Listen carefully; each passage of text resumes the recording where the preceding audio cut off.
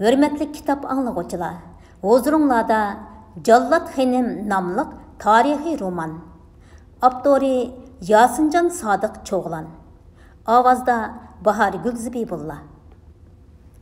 Bu kitabımni mehriban anamga, kuyimcan ayalımga ve barlıq suyumlik xanım qızlarga ehtiram bilen begishlayman.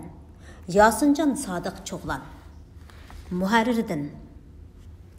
Yaş yazgıcı Yasincan Sadık Çoğlan 1966 yılı 3. ayda Yakan Nahiye bazarida işçi ailesinde doğulgan.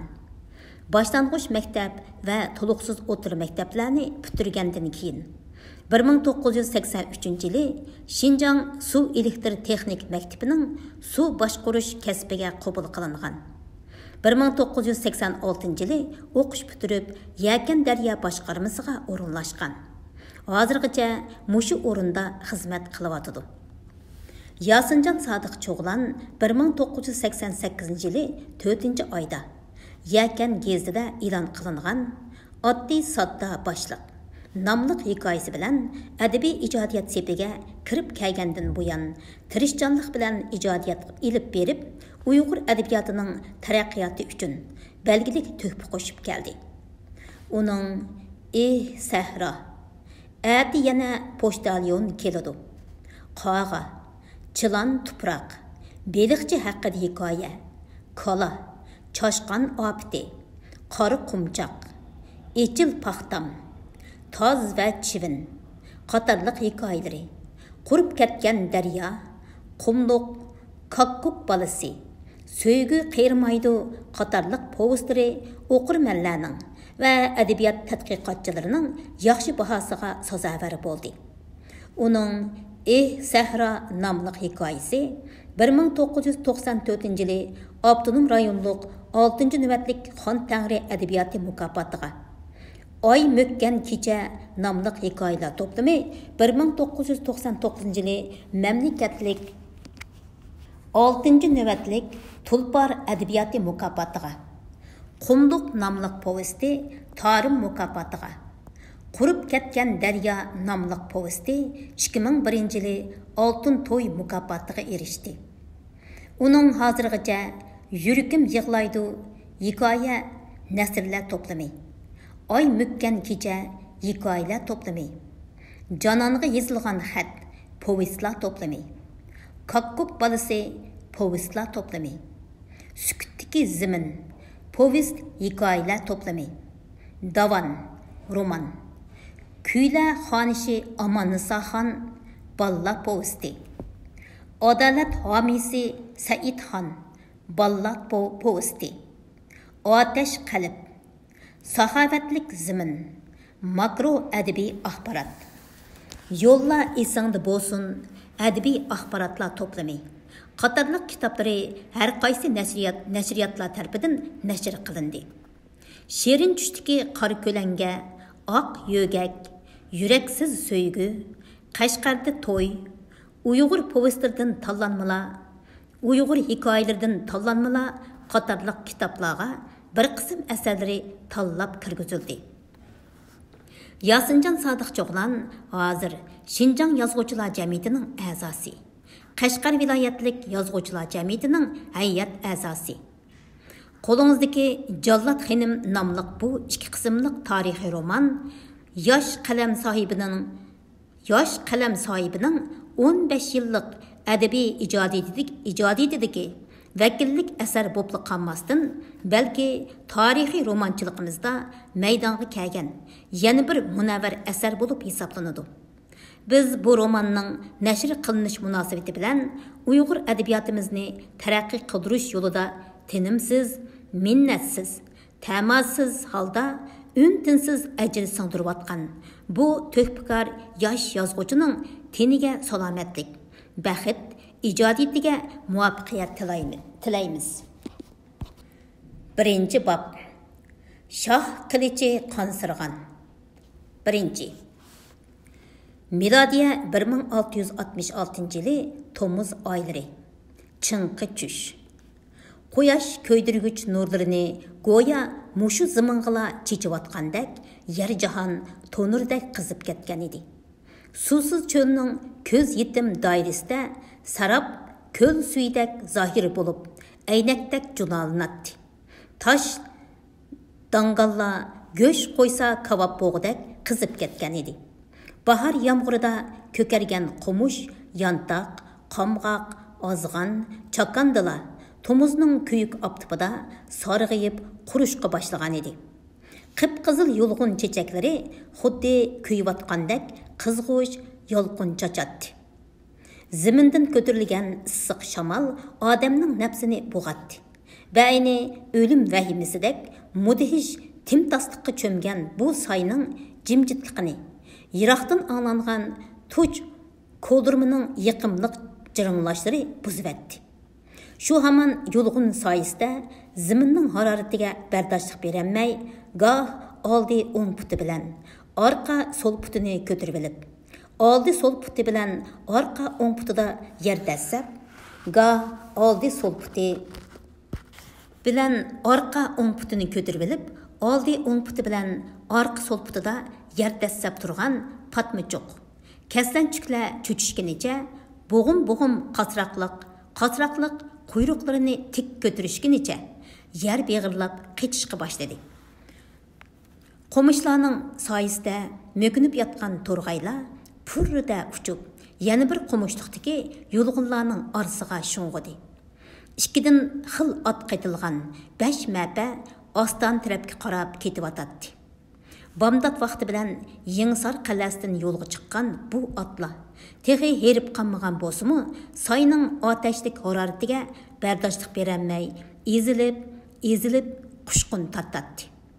Otlarning bo'yinlariga, egar jabduqlariga, mapining o'qiga esib qo'yilgan mis qo'ng'iroqlarmi otlarning mengshiga moslashib, jonsiz jiringlaydi. Mapining shodliq yo'g'an chaqlari go'yo bu soydan cho'l optipidan zorlangandek nollik g'ichirlaydi. Maplarning oldida jadi org'amoqqa mingan, dubulg'i savut kiyib, yeniga qilish, bo'yniga o'qiya asqan yo'l boshlig'uchi sarkardimi, mapiga yo'linib, puturni sangilatib o'tirgan mapkashlarmi va maplarning kayindan qo'rg'dab mangan, dubulg'i savut kiyib, jang qurollari bilan to'liq qurollangan 50 ga yaqin otliq sarvozlarmi yulib tashlavatgan giyohdek so'lishib qolgan edi. Mapining qubba shakllik soyvini ko'k maxmal bilan qoplangan bo'lib, cho'rsiga ta'tillardan jiyak tutilib, ranglik chucha, chiltaklar bilan bezalgan edi. Soyvanning oldi va o'ng so'l ikki yenidan bosh patqudak cho'ngluqda ko'znak ichilib, oltin rang tovar parda tortilgan edi. Bu ko'znaklardan mapida o'tirg'uchilar ham sirtni ko'zitish, ham havo o'tkazib shamoldash uchun foydalanadi. Shu topda maplarning ikki yon tarafidagi havodinning pardalari qo'yib etilgan edi. Sarkarda, hey sarkarda! Boshdagi mapidan anglangan ayol kishining zil ovozi. Mapkashning mugdishiga hech qanday ta'sir yetkazmagan bo'lsa-mu, lekin oldida yo'l boshlab ketib qolgan sarkardini cho'chitdi. U chaqmoq tezligida qaddini rustadi. O'ng qo'li bilan yeniga isib olgan qilichining sepiga, so'l qo'li otning chulburiga yugurdi. Tay chig'idan tortib, ko'ngil qo'yib ko'ndirilgan. Hozirgacha bir qancha qitimliq janglarga qatnashgan Jadi Oyg'ir chulburining yengil silkinishidan chippida to'xtadi.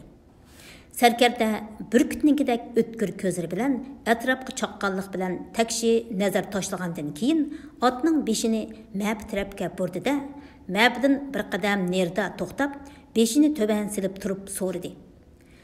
"Labbay xon og'chi xonim." Soyvanning havodindan yuzini helili romal bilan yerim yögib olgan 30 necha yoshlardagi juvonning tüjiplab qo'ygan o'smisi singib ishgan qiyoqdek qishi, surma surilgan qoyrima kirpiklik shahla ko'zlari ko'rindi. Salqinroq joy tepib, ustsizlik ishkash birdam shamollasak bo'ladi. Xo'sh, og'chi xonim. Sərkərdə qolunu peshonasiga soyvan qilib, oldi tarafga nazar tashladi-da, yana beshini tuvan silib turib javob berdi. Oldimiz tarafda dal-daraxtlik ko'ringandek qiladi. Shu yerga berib, salqindisak qandoq bo'lar? Mayli, dedi og'chi xonim. Malikaning mapisiga qarab baqsizlar, ussab qoldimikin? Xo'sh. Sərkərdə etining beshini ikkinchi mapiga burdi va havodandan mapishchiga nazar tashladi. Malika shirin sut uyqusiga ketgan edi. Ushaq o'rilgan ko'kko'la chochlari yo'lda o'qib kelgan kitobining ochiq betlarida yeyilib yotadi. Malikaning ikki kinezikimi birining sag'risiga biri beshini qo'yib, mapining oyoq tarafida uxlab qolishgan edi. Sərkərdə boshdagi mapining qishig'iga kelib javob berdi. Ağıç xanımga ma'lum bo'lg'ay, Malika Mahliya xonim uxlab qapti. Uyg'otishga petnamidim. Mapishchidan sado chiqmadi. Sərkərdə bir necha daqiqa javob kutgandan keyin yana so'radi. Menishga ijozatmikin, Ağıç xonim? Ijozat. Malika uxlab qolgan bo'lsa, uyg'onib ketmasin. Mapini silg'iroq haydanglar. Xo'sh, Ağıç xonim.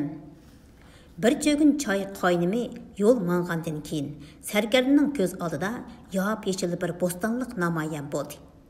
Tap-taqir soyliqning o'tirisiga xuddi bir parcha yechil kimqopni tashlab qo'ygandek, tasodifiy va ajoyib yiqimliq tuyg'ularni qo'zg'atquchi tuproq, tog' teriki, suvadan.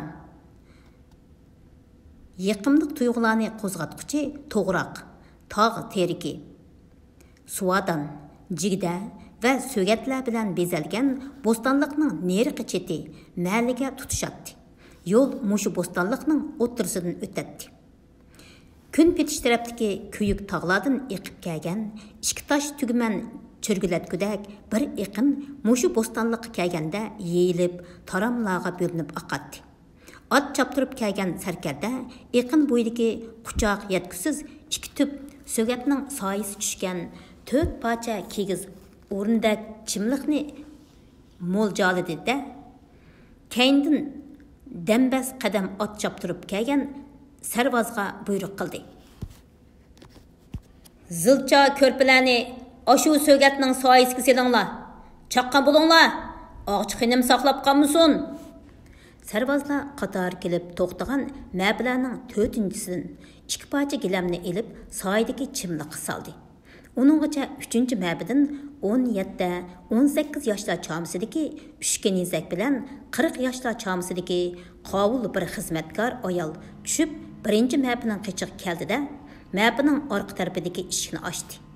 Qizlardan biri qo'lidagi 4 putliq dastugushni mabining leviga to'g'rilab qo'ydi. Yana bir qiz mabidan tushish uchun tamshalgan Ağıç xonimning qo'sh olmos ko'zlik oltin uzuk silingan inchika barmoqlardan avaylab tutdi. Ağıç xonim marvoyit va har xil rangdor toshlardan bezak qo'yib tikilgan qizil ranglik oyoq kiygan. Putini mabining leviga to'g'rilab qo'yilgan dastuguchga pam bilan qo'ydi.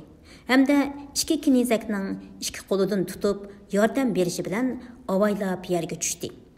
U mabining ichidagi demiq havoda xilli tarlab ketgan bo'lsa kerak. Oltin uzuklarga to'lib ketgan barmoqlari bilan maysirang shoyi ko'nglikining ko'njikidan chimdab tutib o'zini yelpishga boshladi. Bo'stonliqning salqin g'urg'ur shamili shoyi ko'nglakning etikini yelpitdi. Oh, shukri Xudoyim. Ajab bir rohatga chiqdimi? Ağıç xonim shundoq degash atrofga nazar tashladi da ikkinchi mapidan tushib qarab turgan ikki kinizakdan so'radi. Malikin nimishqa mapidan tushirmaysizlar? Ikki kinizak darhol qo'l qo'shtirib beshini tuvan silib javob berdi. Malik texi uyg'onmadi Ağıç xonim. Uyg'otinglar. Sagidab birdam o'ynayvasin. Yana uxloldi texi. Ağıç xonim amdi yenidagi kinizaklarga qaradi. Xaliroq bir joyga boshlanglar. Bir kinezak oldida yo'l boshlab, ikki kinezak og'ich xinim yiqilib tushsa, hozirla yo'l bilishga tayyor turgan holatda ikki yinda mengib, hojat qildirish uchun quyuq o'rmonlikning orasiga kirib ketdi. Xizmatkar ayol og'ich xinimning ma'bisidan ikki tatilla ko'pini oldida sarvozdan sağan zilchining to'rt tarafiga qo'shlab soldi. Ondan ma'bidan yana ikki pay yostiqni ilib, og'ich xinimning yo'linib o'tirishi uchun ko'rpining ustiga avaylab joylashtirdi. Uningcha sarvozlar 4-ma'bidan sovuq saqlash uchun buya bedilar bilan mahkam chumkalgan qo'g'in tavuz, to'g'ach oluvchilarni, sapal komzakda tiki qitiq, mis komzaklardagi har xil sharbat murabbalarni, qotlama, go'shnon, sovuq go'shtlarni akilib dasturxonga tizdi. Og'ich xinim kinizaklar mis obtuda qo'yib bergan suda qo'lining uchini, xini qo'ygan tirnoqlarini degudak choyqidida dasturxonda o'tirish uchun bir qadam chamdabla baraqsan o'sgan ikki tüp so'gatga ayminib qaradi. So'gatlardan biri yo'g'inab po'rlishib ketgan bo'lib, po'ri to'kilib ketganlikdan qorni ichilib, odam patqudak kavak bo'lib qolgan edi. Yan bir tüp so'gatning odam bo'yi bilan tang yerida, odam beshidak va qo'sh mushtumdak cho'nglikda bir necha po'qiqi sangilab turadi. So'gatning shoxlariga qog'i quzg'unlar uvsag'an bo'lib, nima sababdandir birovlar isib qo'ygan qapoqlar salkin cho'l shamolda tinimsiz pulanglab turadi. Shundaqla qarg'an kishiga bu qapoqlar xuddi 2-3 yoshlik bolalarni bo'yindan isib qo'ygandek vahimlik tuyg'u beradi. "Onamey!" dedi og'chi xinim huduqqan holda. "Odamning tini eymingidek so'gatgan bu. Dasturxonni darhol boshqa yerga yotganlar." "Bu so'gatlarning soyisi balanddi, og'chi xinim", dedi sarkarda beshini tuvan silib. "Alvasti uvisidek bu yerda qandaqmi xotirjam orom og'ili bo'lsin, darhol yotganlar", dedi og'chi xinim qat'iylik bilan qo'lini silkib. "Qeri so'gatlarga bo'libmi mushundaq cho'ldagi po'rlishib ketgan qorni yo'q so'gatlarga olvasti uvilib oladi. Bunda xoli emas joyda orom olsaq, olvasti chepilib olmasin yana. So'gatning soyisiga chidamasizlar, sarvozlar bilan o'zlari orom olsizlar." Zilcha, ko'rpa, dasturxonlar qo'l-qo'lcha yo'tkaldi. "Toshqon! Ana, qochdi! Aka, o'xyani! Ildam bo'l!" Әмділа 10 yaş kirgan Malikaning kapsizlik bilan cho'qan silishi og'ich xinimning diqqatini bo'ldi. Malikaning yendiki kinizak yugurib berib, ma'bidin chaqqangina bir o'qya bilan liq o'qqachilangan, zar yiplar bilan kechtilangan o'qdanni akeldi. Og'ich xinim Malikaning kapsizligini yoqtirmagan holda toqatsizlanib voqirdi.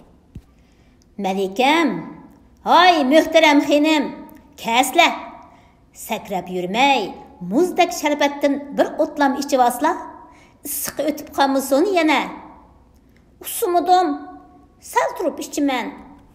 Malika javoban shundoq dedi-da, o'qdandan bir dal o'qni ilib, yoning kirichiga batliginicha to'shqan qichib ketgan to'g'rig'liqqa yugurdi.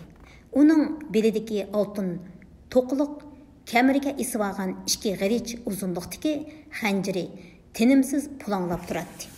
Xanjarning kumush g'ilpiga qo'yilgan javohir ko'zlar quyosh nurida yaltiraydi. Malikaning kayindan ussab oldin ketgan 2 kinizigi bilan 10 necha sarvozmu jinning barcha yugurishdi. "Attigandan beri harvida midirlamay o'tirib, zerikib ketgan o'xshaydi", dedi og'chi xinim Malikaning sho'xliqidan so'yingan holda va nerraqda turgan sarkardaga buyruq qildi. "Sarkarda, sili berib Malikani qaytirib kelsizlar. Shuncha uzun yo'lni tinch amon besib keldik. Endi Ostanning bo'sug'isiga kelib qolganda biror peshkanlik yo'l qilib qolmaydi yana." Xo'sh, og'ich xenim. Ostoniga choparman mangdirvasizlar. Xon oliylariga kelganligimizdan xabar berib etgay. Xo'sh, og'ich xenim. Sarkarda 10 sarbozni üstü mahkam chumkalgan 5-mapidan neri bo'lmaslikqa topiladi. Chunki bu mapida Turpanning naib amiri Said Babaxonning aksi Xaqon Abdulloh xonga avatgan shohona sovg'a salomlari bor edi. Qolgan sarbozlarni og'ich xenimdan 40-50 qadam nerida cho'rgiltib kuzatdi. Kuzatda turg'izdi-da, ikki sarbozni agashtirib, Malikaning kaynidan o'rmonga kirib ketdi. Xizmatkar ayol Sapal komzaktiki qetiqdan oltin jamga 5-6 qo'shiq bo'lib, ustiga navat shirnisdan qo'yib, qo'shiq bilan qo'chidi. Ondan maxsus og'ich xenim bilan Malikaga atab ilib Sapal ko'zdagi muzdek buloq suyidan to'kib, duv qildi-da, oltin jamni og'ich xenimga ikki qo'llab tutdi.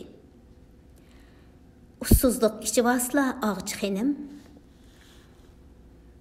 Og'ich xenim oltin jamni qo'liga oldi-da, atrofidagi ko'zatib turayotgan sarvozlarning boshqa tarafga qarab turishganini ko'rib, yuziga yerim tortib olgan hilila chumbilni ilibetdi. O'ymoqdek kichik, chilondek qizil lavlarini oltin jamga tekkizib, muzdek dug'ni asta so'mirdi. Shu asnoda ikki kinizak to'z piyda yasalgan yelpigish bilan og'ich xenimni ikki tarafdan asta yelpishga boshladi.